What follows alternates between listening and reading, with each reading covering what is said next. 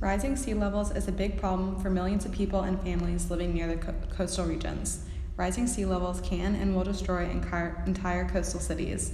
Rising sea levels has effects on multiple natural disasters like volcanoes, hurricanes, etc., along with destroying property value along the coast.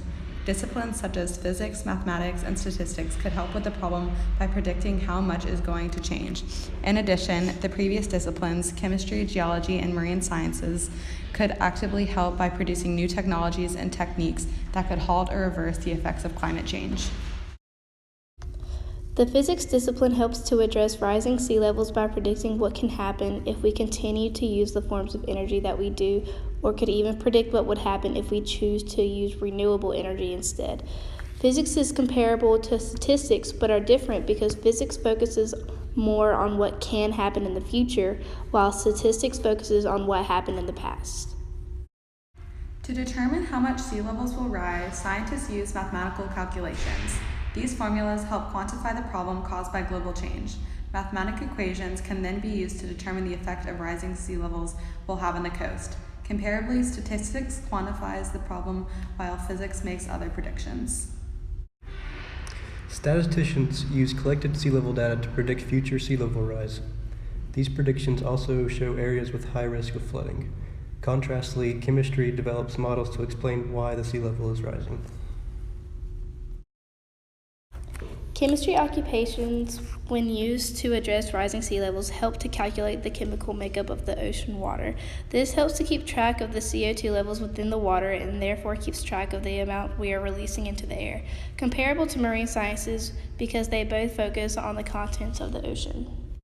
Rising sea levels have caused far more and worse tsunamis to follow earthquakes along the coast. These storms are becoming more dangerous because of the global climate change.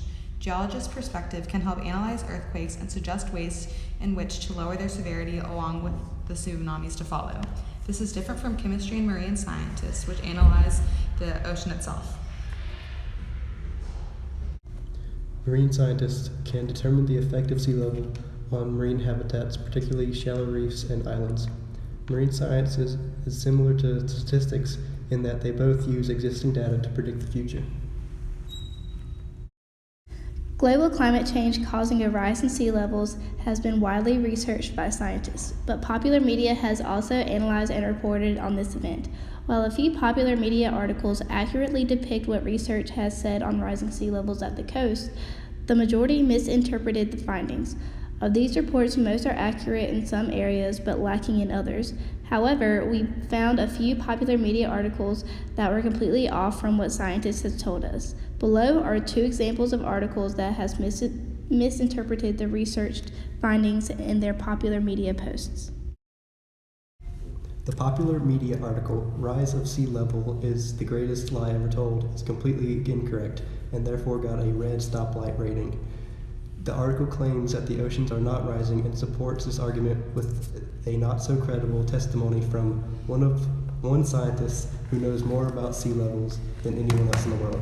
In actuality, the sea level is rising.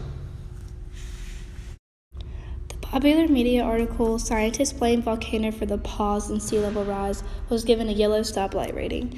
It is correct in the fact that volcanoes do mask the rising sea levels, but not for more than a few years. The article, "Why is the global warming proceeding much slower than expected?" says the effects of the erupting volcano only last for about 5 to 7 years. Also, they say that major eruptions have a recognizable effect on the climate change.